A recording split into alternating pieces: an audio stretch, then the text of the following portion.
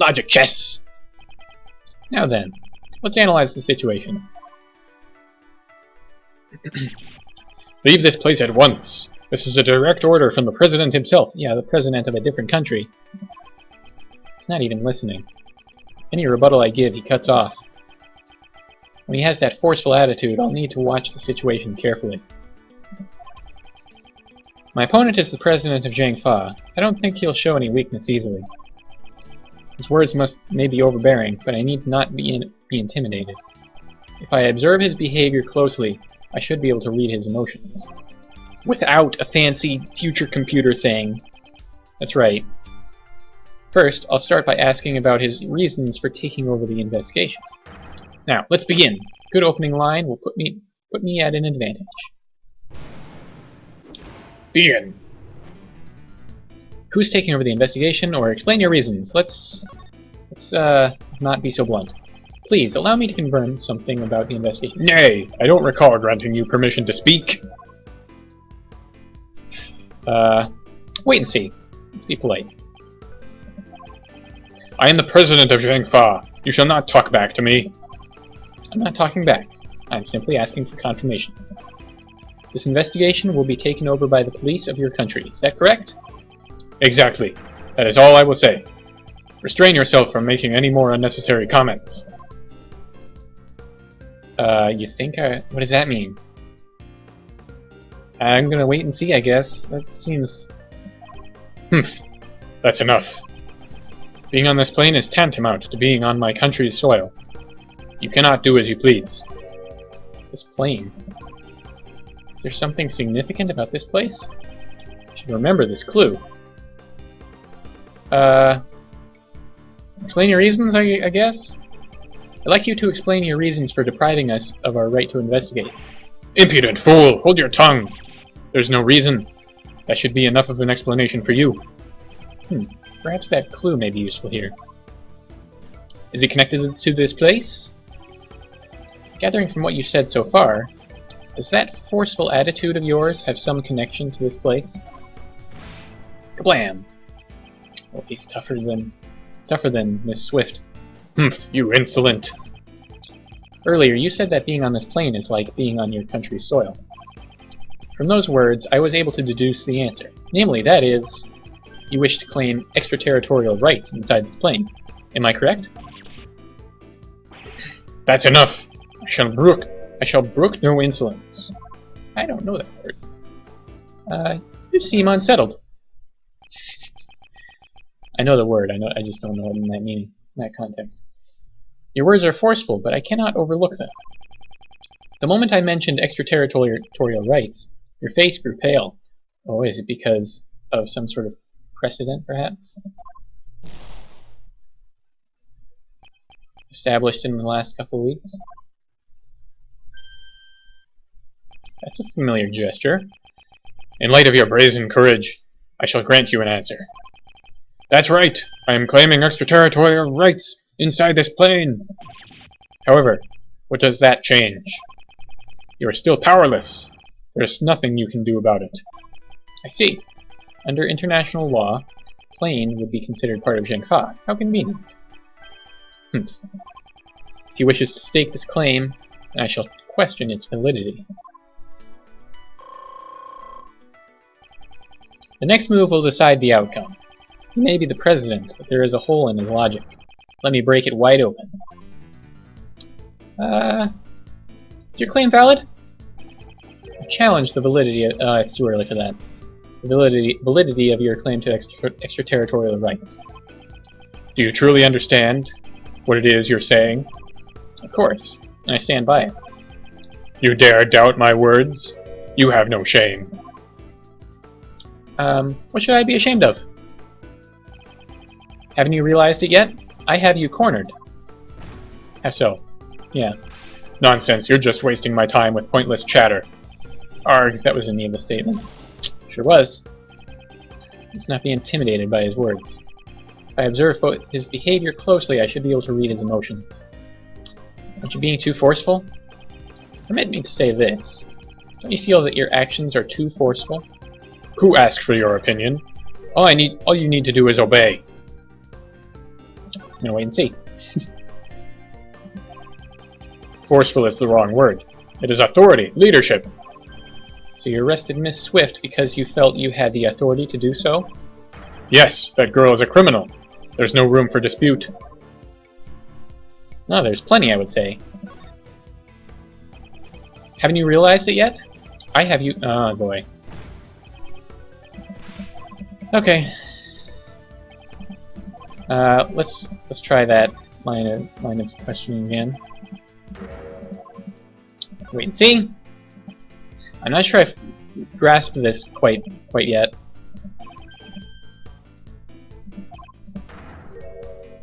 There's no room for dispute. Right, she is a criminal. I would not say that she is a criminal. Let's wait and see. The shooting took place outside the plane. Only she could have done it. That's it. The shooting occurred outside the plane. This could be a very important clue. Let's try this again. Run this line of questioning to its conclusion. Have you? Fine.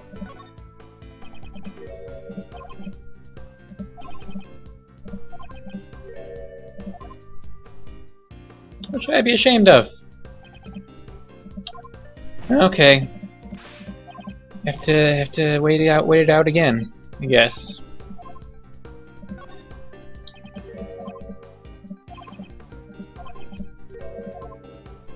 Wait and see. There's probably no penalty to wait and see. Such irredeemable ignorance troubles me greatly. There's no need to worry. I do not need to be saved. It is Miss Swift whom I wish to save from these false charges that you have laid against her. I admire your tenacity. However, your wish is unattainable. The extraterritorial laws are unshakable. This plane is Jingfa territory. It's time to use that clue. The gun came from outside. The gun didn't. The gunshot did. Indeed, I do not question your extraterritorial rights inside this plane. However, you just claimed that the shooting took place outside the plane. Yes! If it didn't happen inside the plane, extraterritorial laws do not apply. Your claim has fallen apart. Miss Swift's arrest is invalid. Kablam! Grrr, impossible. To be bested by a mere prosecutor. I am the President! Checkmate, Mr. President.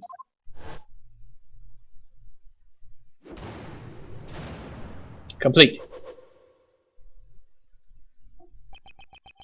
Mr. President, will you allow us to continue with our investigation?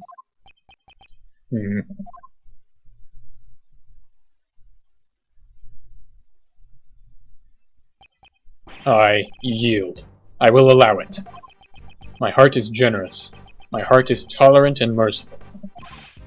Therefore, as such, certainly, thus we shall. It is our duty for a most noble cause. Gentlemen, now is the time. I, the President of Jingfa, for the sake of the investigation. This guy sure likes beating around the bush. Knightley, we have received the President's permission. Could you return our evidence? Here. And returned all the evidence. Woo! That didn't have any impact at all. You did it, Mr. Edgeworth. Indeed. Now we can resume the investigation.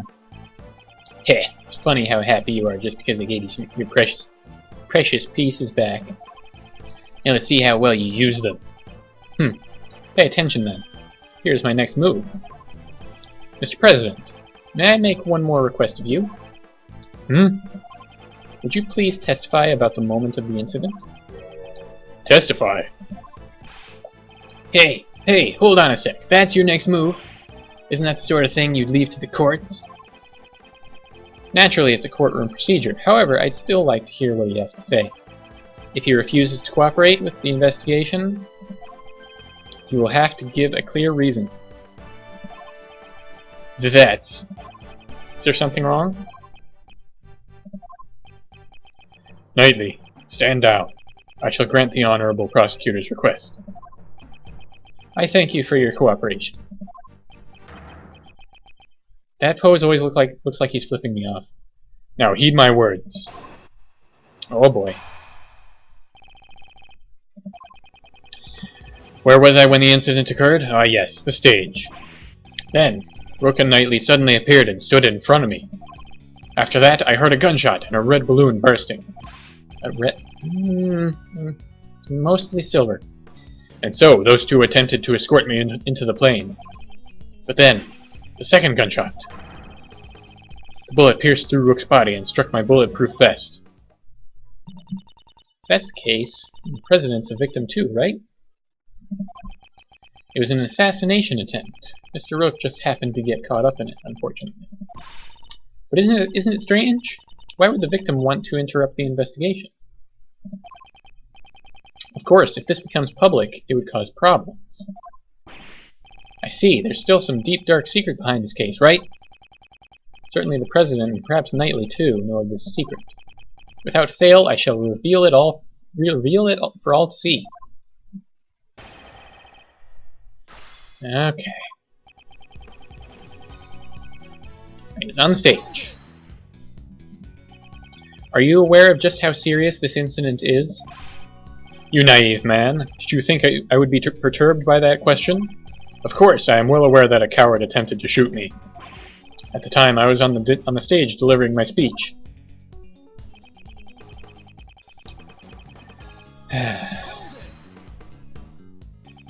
Did you realize there was a shooter when they appeared in front of you?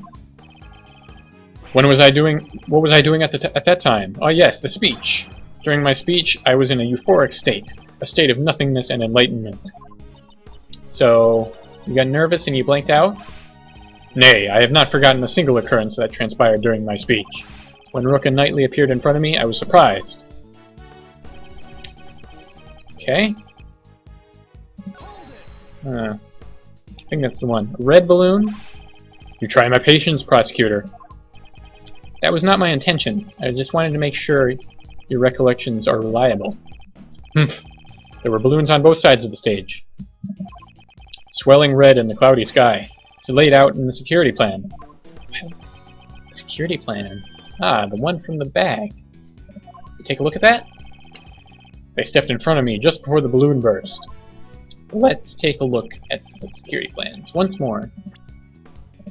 Just in case. I think those weird circle things with lines through them, pies, I think those are supposed to be balloons.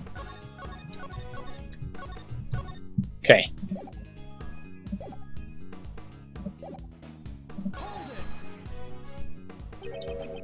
Attempted to escort you? What actually happened? That's right, attempted. Rook and Knightley raised their attache cases. That's the moment showed in Kay's photo. They led me towards the plane. Okay, not much there. What happened after the second gunshot? Pitiful prosecutor. If you don't know that much, you're not fit for duty. What's that supposed to mean? I grow weary of needless repetition. It should be quite obvious. Even you should know the path of the second bullet. I'm trying to understand his pointy ears. What's the deal with that? It's making him look not quite like a lion, more like something else, but I can't put my finger on what. Huh. I don't know. Okay. When the bullet hit, what condition was the victim in? Oh, he was truly a man among men. Still groaning from the bullet's impact, he grabbed hold of me and dashed into the plane. So you entered the plane along with the victim? I am to be protected. Rook was to protect me. That was his role. He speaks firmly, but it feels like he's just dodging the question, sir. He's a president. That's to be expected. Ooh, satire. There doesn't seem to be anything out of place.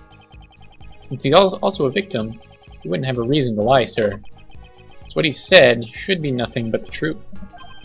On the contrary, there is one point that stands out to me as odd. Try to recall the state of the crime scene. Eh? Really? Show me the evidence. Perhaps I should review it one more time. No need. I think we know. Steel Samurai is only partially red.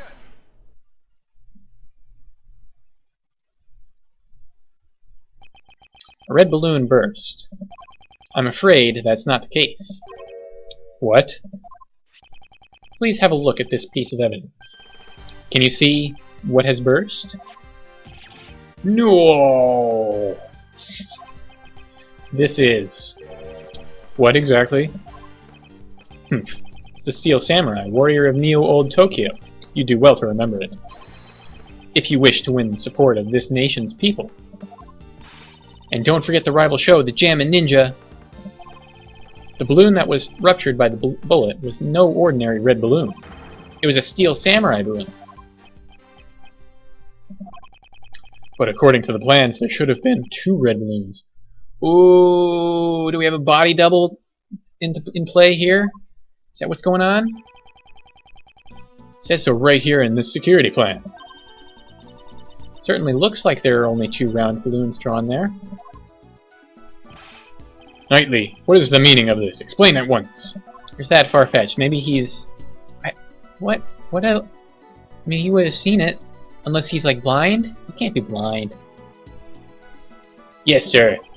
That Steel Samurai balloon was a last-minute replacement. Replacement? That's what we were told.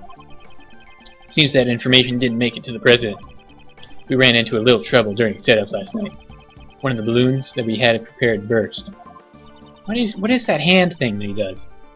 So he scrambled to find a replacement? Exactly. We just happened to run into a guy manning a stand in the park. Larry. He said he'd lend us the Steel Samurai balloon.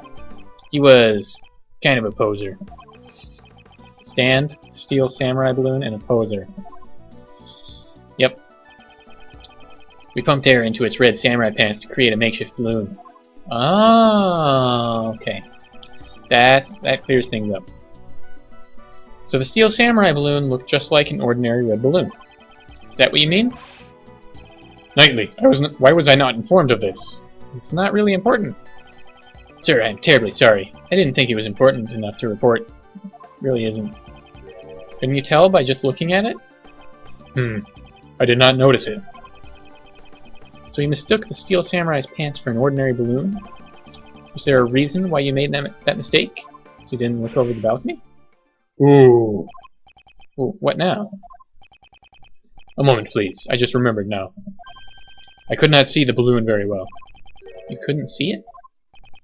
Exactly. At the time, the wind was strong. I know where this is going. Flags on the stage were fluttering wildly, and they obstructed my view. Flags? Yep.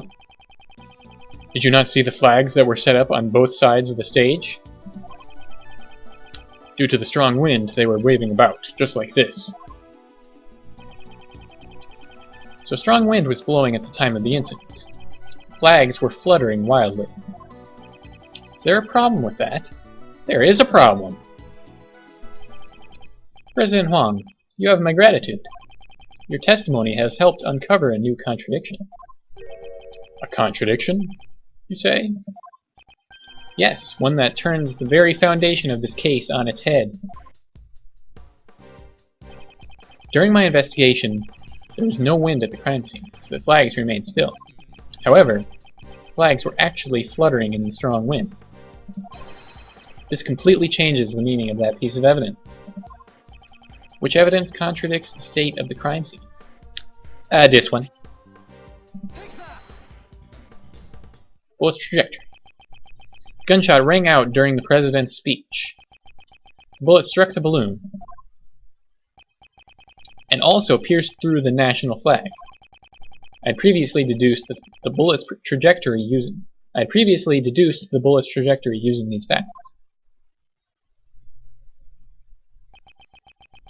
The assassin fired the bullet from the left side of the audience area.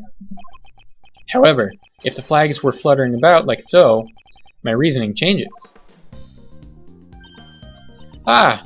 Since the flag's position has changed, correct, the bullet's trajectory must also change. And if we trace the trajectory of the bullet, we can tell who fired the shot. Eh? But Mr. Edgeworth, that person is... Indeed, I still don't understand why. However, it can be none other than him. By tracing the bullet's path, who was the person who fired the gun? Well, if we remember, Rook's gun did not have any fired bullets. So Rook. So I suppose it must be Knightley. And that doesn't even line up with Rook, I guess. So, the person who shot the balloon was none other than you, Horace Knightley. What? Connect the bullet holes in the balloon and the flag, and the line points to you.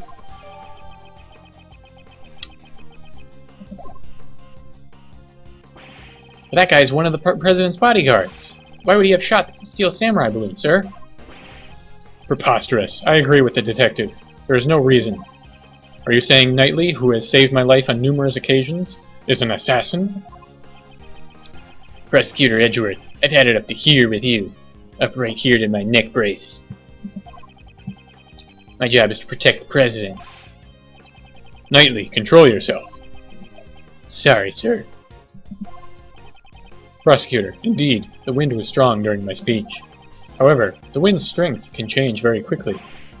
Evidence! Show us evidence that the flag was flying at the moment of the gunshot. You were the one who claimed... Whatever. Gunshot occurred the moment the president raised his fist to the sky. Okay, the evidence that shows this moment is the one we already presented in this context. That one. Can't see the flags though.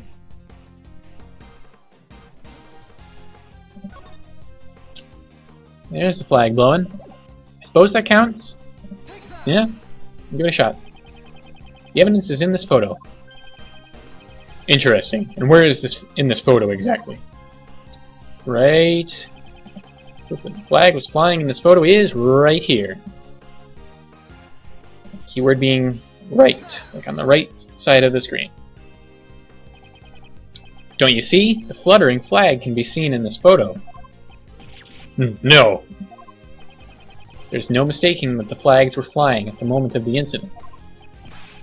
So then, it really was that guy who shot the balloon. That would mean Mr. Knightley is the assassin. Horace Knightley is not the assassin. Horace Knightley is not the assassin. The only thing he shot was a balloon on the opposite side of the president. He wasn't aiming at the president. Why then? Why was it necessary for me to do a thing like that? Depending on your answer, I might take aim at your pretty little head. My pretty little head? It's not that pretty. Why was that necessary? Why was it necessary? I presume the reason is connected to the one thing that's felt out of place. The one who shot the balloon was the president's bodyguard, Knightley. That fact will change the entire viewpoint of this case. Oh boy. I should have saved some of this. So we could have had a big, huge logic party. Okay, president was targeted, premeditated. Oh. His head couldn't turn right. Plans were altered so he could stand on the right side. Post trajectory shows that Knightley shot the balloon on the right side. So, I guess the two things that mention the right would go together. I'm not sure what importance this has, but we'll give it a shot. Pshoo. Why was Knightley's position changed? Because I can't turn my head to the right. Yep. Relocated to the right side of the stage. Otherwise known as stage left. Is that really the only reason? If the plans had not changed, and Knightley remained on the left side of the stage, Knightley can't turn his head to the right. Would he have been able to aim at the balloon on the left side of the stage? Yeah, just about. Perhaps the security plans were altered so that Knightley could shoot the balloon? If that's the case, what's this? The details of the security plans were changed. Yeah, that's right. It was changed yesterday. President's orders. The security plans were changed on the President's orders. Something fishy's going on. I don't think this was a real assassination. Okay, we'll do these two. Yeah, I think the President's in on it.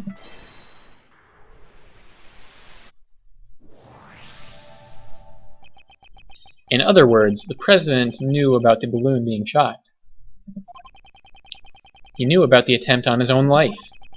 If you think about it that way, everything that's been out of place is beginning to add up. Why was the assassin able to get a gun past such tight security? Why was the assassin wearing a conspicuous red coat? Hood. Why did they use a laser sight that would so easily reveal their location? Why was the President so calm after being shot? This was the truth the President and his subordinates tried to conceal. There can only be one reason why Knightley fired the gun. The entire assassination was a setup. Eh? Huh? How dare you? Do you seriously understand what you're implying with this? Of course I understand. In fact, now I understand everything. Mr. President, you wish to take the investigation rights from me. That was all so you could conceal the real truth. How dare you mock me with these spurious allegations? Mock you? That was not my intention. I simply used logic to uncover the truth. That is all. There should not have been a comma there. I know it was for dramatic pause, but it doesn't make sense grammatically. Knightley fired the first shot in order to rupture the balloon. As a signal? Hearing the gunshot and the sound of the balloon bursting, the audience began to panic. This was followed by one more shot. Wait, one more shot? Yes. Knightley turned towards the balloon and pulled the trigger a second time. The second gunshot was also fired by Knightley, to create the illusion of the second shot hitting the President. You're starting to lose me here. So what about the bullet that hit the President's bulletproof vest? What if that bulletproof vest had been prepared in advance? What if that bulletproof vest had been prepared in advance? Oh. Ugh. What's the matter, Mr. President? Afraid of facing a little bullet? Okay. That's not true. I was definitely shot. If we examined the bullet in your vest, it would answer the question for us. Will we find Rook's blood on that bullet? Ooh. Ugh. Also, he should at least have a bruise on his torso. But the person in the red hood who shot me is in that photo. Weren't you listening, Mr. President? From the bullet's trajectory, the one who fired the shot must have been Knightley. And Nicole. She too was part of the President's plan. She was to bear the blame and become the false assassin. The red-hooded figure. Exactly. I don't know how much of the plan Miss Swift knew beforehand. However, she didn't fire the gun. All she did was aim the laser pointer at the President's head. That's not right. That's right, Once the crowd began to panic, you would turn your parka inside out. And thus, the red-hooded figure vanished. After that, you discarded the gun and security plan in the trash. And the illusion of the assassin vanishing like a ghost was complete. And with the assassin gone, the case would go unsolved, pal. Yes, that was what he had hoped for. That's why he wouldn't let Mr. Edgeworth investigate the case. Exactly. All of this was an asinine publicity stunt from a lying president. But you... Ah!